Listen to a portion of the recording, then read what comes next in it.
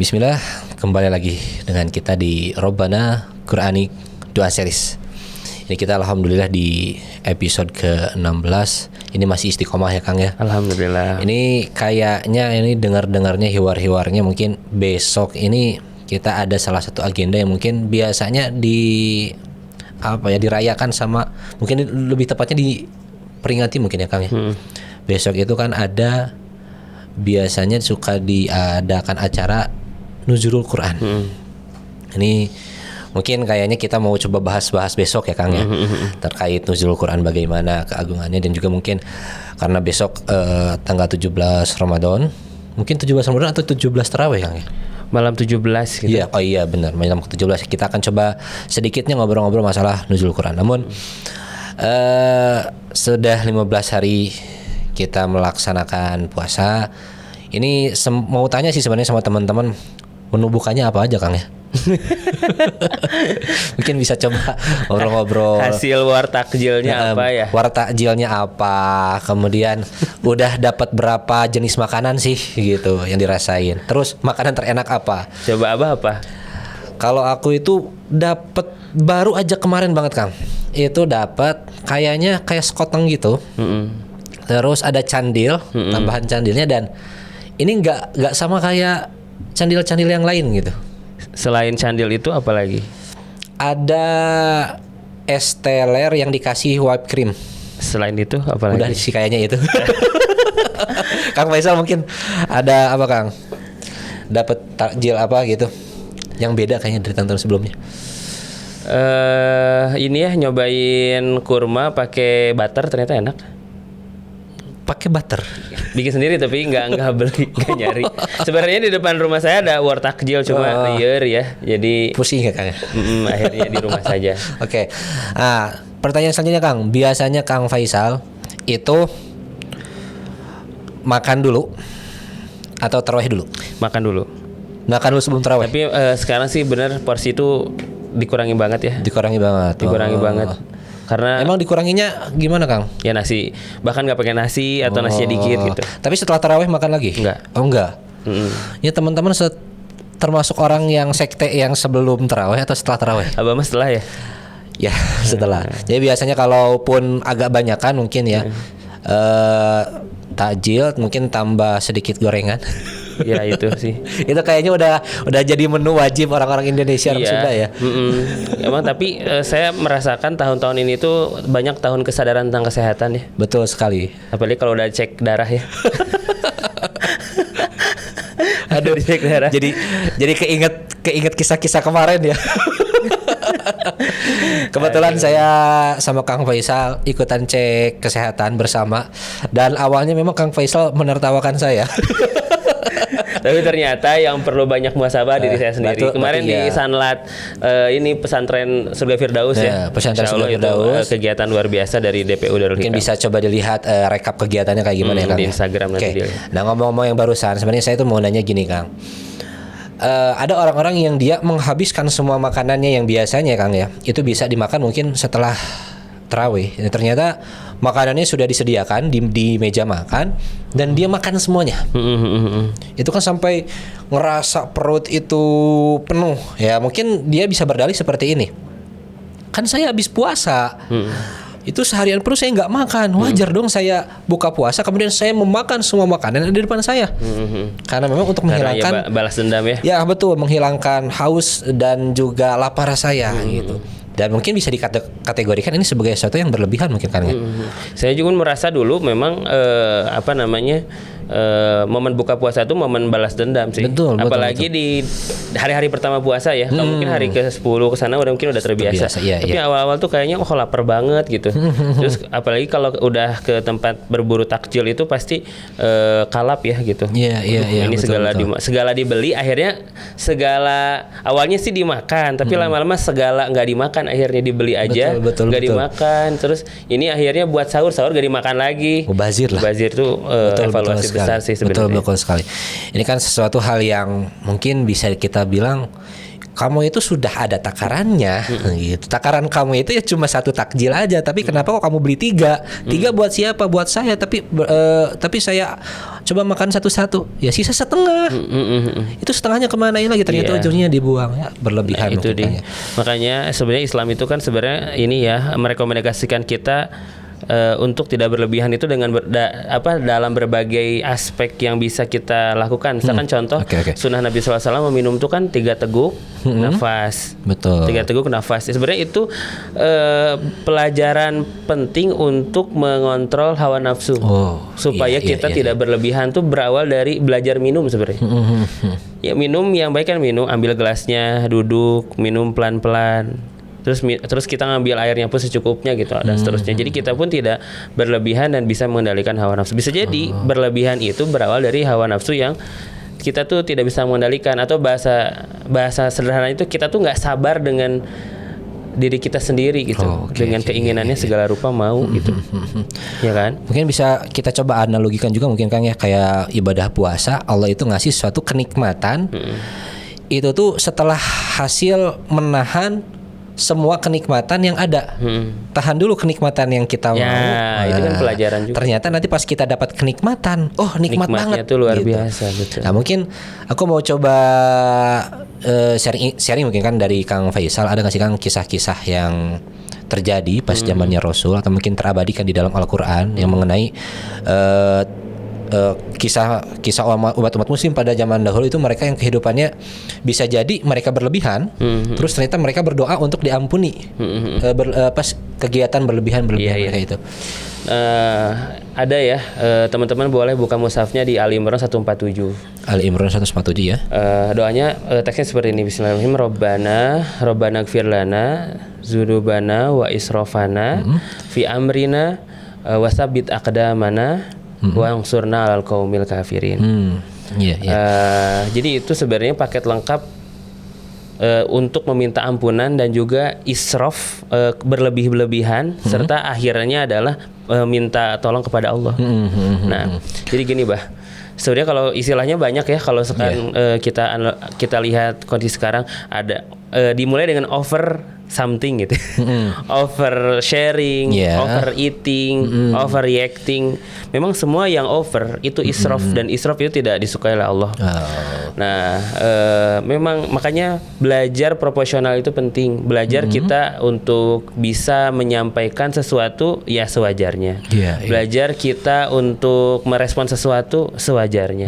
Kan kalau misalnya kita nggak suka sama sesuatu lalu kita overreacting, apa yang kita lakukan?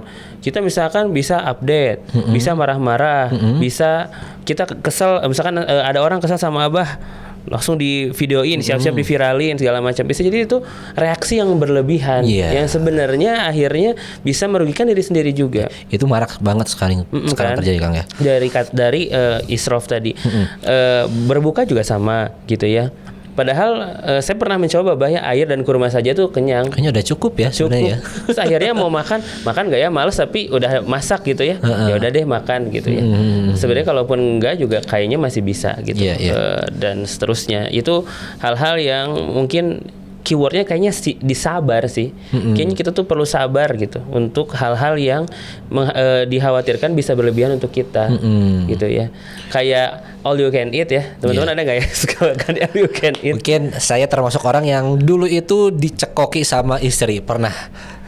Itu sama istri pertama kali, yuk kita coba all you can eat yuk emang gimana sih cara makannya gitu. Terus kata istri, ya sok aja kamu ambil. Ini semuanya ngambil. Terus gimana kalau misalkan nggak habis? Nah itu kena charge. Jadi kalau kamu udah ngambil banyak terus nggak kamu habisin, kamu kena charge. Wah, berarti kalau dalam posisi kita udah kenyang banget ternyata di meja kita masih ada makanan, itu harus tetap dihabiskan ternyata Kang. Aku geleng-geleng memang pertama kali ikut all you can eat. Artinya all you can itu adalah satu metode untuk bisa melihat titik kesabaran kita dan titik israf kita berlebihan apa enggak sebenarnya. Bisa kita ukurannya kayaknya udah cukup kenyang, atau ada mentalitas gak mau rugi. Iya. Iya. Atau ada metode gampang rugi. Sebenarnya antara rugi dan israf ini tidak seiring, maksudnya tidak seiringan gitu. Israf rugi ya itu adalah bagian tersendiri, makanya metode all you can eat itu menguji kita gitu loh, menguji kita. Cukup apa enggak, segimana cukupnya, atau harga diri kita tuh bisa dinilai dari berapa banyak uang yang kita keluarkan untuk all you can eat untuk kita kenyang gitu. Value-nya. Ya itu jadi dari kata israf itu kita bisa ambil banyak. Kalau kayaknya teman-teman kita minimal tahu batasan diri kita supaya tidak israf gitu ya, supaya tidak berlebihan. Baik dalam kehidupan sehari-hari, untuk makan, untuk cerita ke orang. Ada kan oversharing itu. Ya betul. Terlalu banyak terbuka sama orang, ujung-ujungnya menyesal. Betul. Pernah nggak cerita terus akhirnya menyesal gitu? Nah hanya kenapa ya kok saya ceritain itu ya barusan ya, harusnya jangan gitu. Jadi ujung-ujungnya penyesalan yang nanti. Nyesel gitu kayaknya. Yang tadi gue usah diobrolin deh. Kayaknya nggak bermanfaat diobrolin sama orang itu. Kayaknya salah juga proporsinya dan lain-lain. Jadi akhirnya kita terlalu berlebihan dan kita akhirnya menyesali hal itu. Memang secara tidak langsung kayaknya kan kalau kita coba hubungkan tadi kata Kang Faisal, ada overdoing, overacting, oversharing, dan over yang lain gitu segalanya. Ternyata saat kita sudah melakukan over itu, setelah keluar dari situ muncullah penyesalan. Mungkin bisa jadi Allah itu bilang ya jangan kamu berlebih-lebihan ya, gara-gara ada itu mungkin ya. Kamu akhirnya menyesal. Kamu kan menyesal. Iya. Gitu. Itu kan dari masalah kegiatan sehari-hari mungkin Kang ya. Mungkin ada nggak sih Kang bisa nggak sih berlebih-lebihan di sini itu saya artikan segala sesuatu yang melampaui batas yang memang sudah Allah tentukan batasnya. Iya tadi kan kalau misalnya kita overeating lah tadi, sebenarnya ada batas tertentu kita tuh kenyang. Iya. Itu kita makan secukupnya. Tapi kalau lebih akhirnya jadi israf, jadi over. Sama analoginya sama seperti hukum Allah. Hukum Allah adalah batasan yang kita tidak perlu tembus. Kita tembus maka termasuk israf karena berlebih-lebihan dalam melakukan sesuatu. Akhirnya apa? Akhirnya masuk ke dosa. Gitu kan.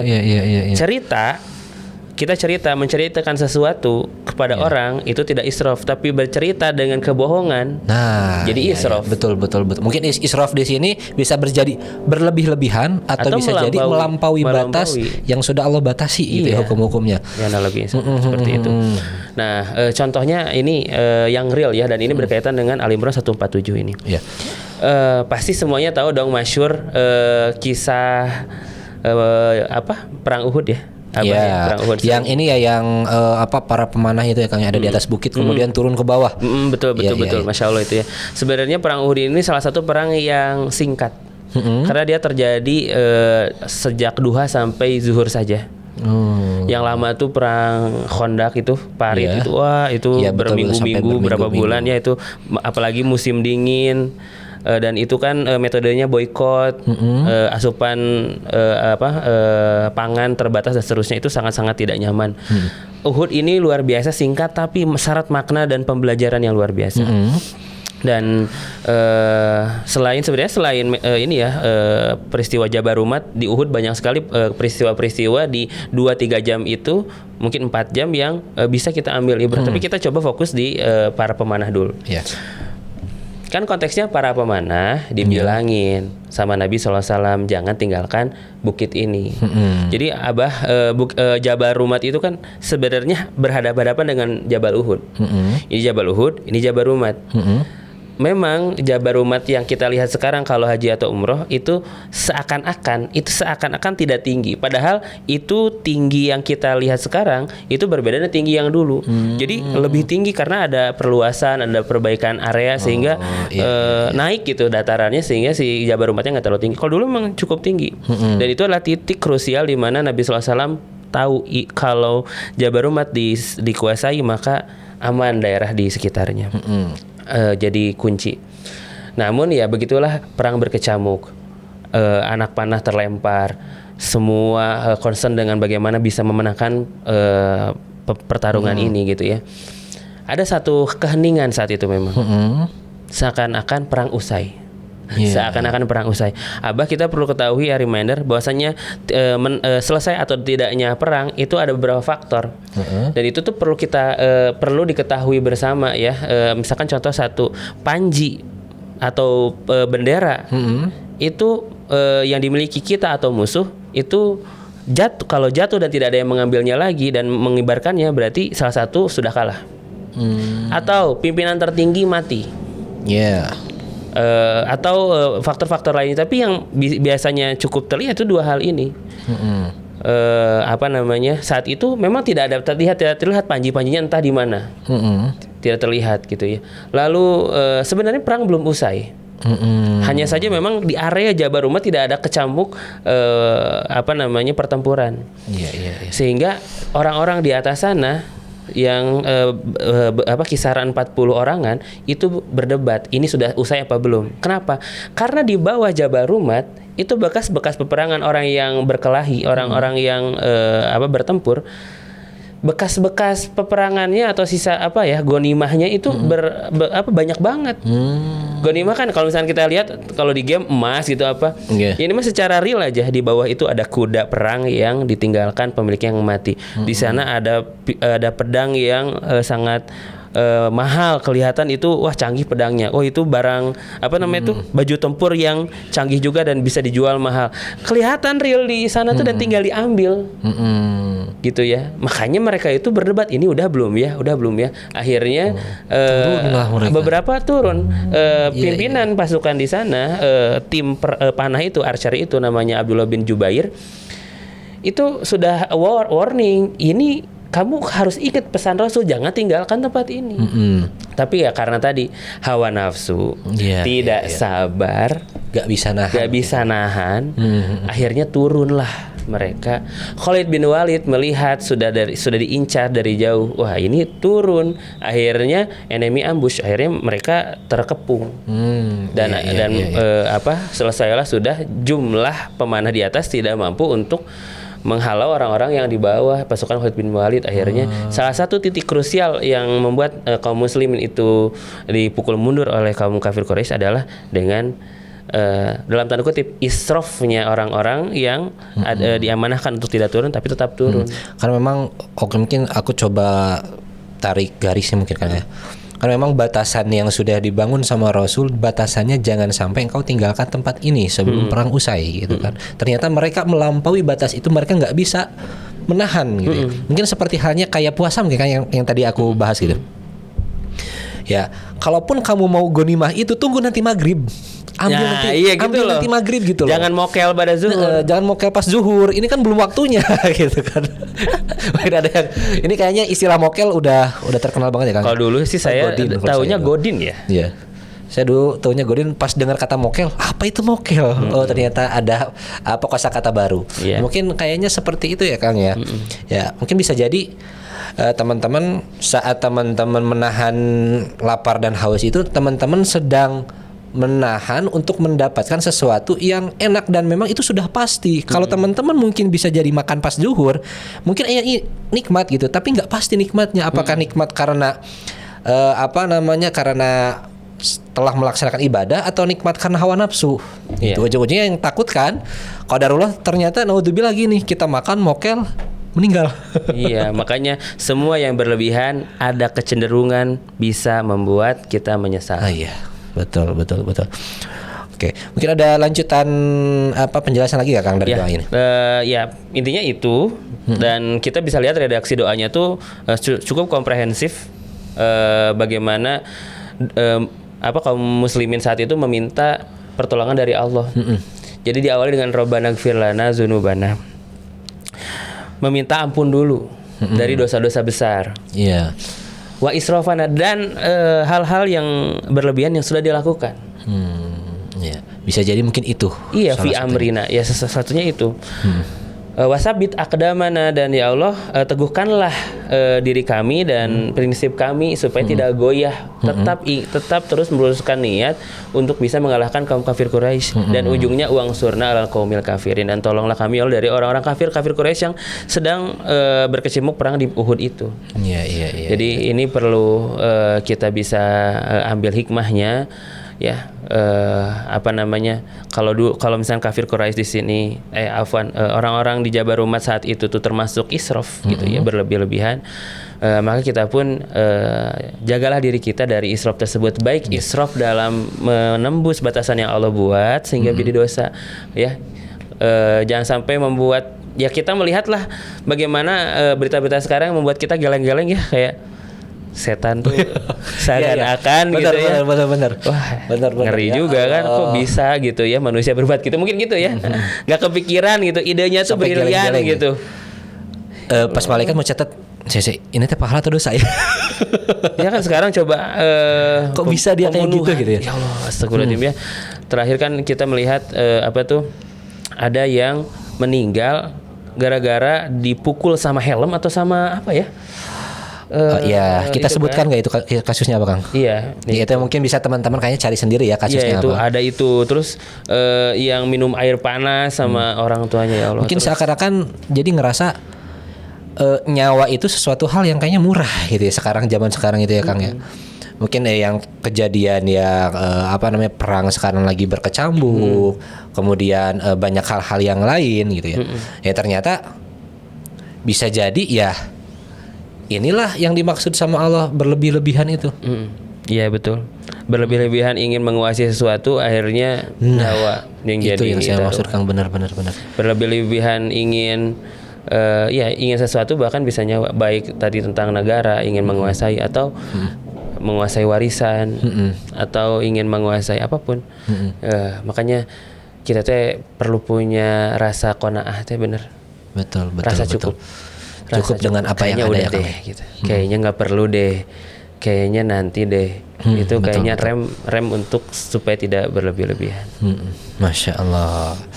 Mungkin itu, Kang. Terima kasih untuk sharing kita hari ini. Kita mendapat insight baru ya terkait israf, apalagi kita ada di bulan suci Ramadan. Semoga kita termasuk orang-orang yang selalu Allah cukupkan. Semoga kita mempunyai sifat qanaah dalam setiap kegiatan kita, itu, Kang. Dan kita coba review ulang doa yang ada di surat Al-Imran ayat 147 ini apa. Oke, teman-teman boleh dibuka mushafnya. Bismillahirrahmanirrahim. Rabbana ighfir lana dzunubana wa israfana fi amrina wa tsabbit aqdamana wansurna 'alal qaumil kafirin. Terakhir, jangan lupa berdoa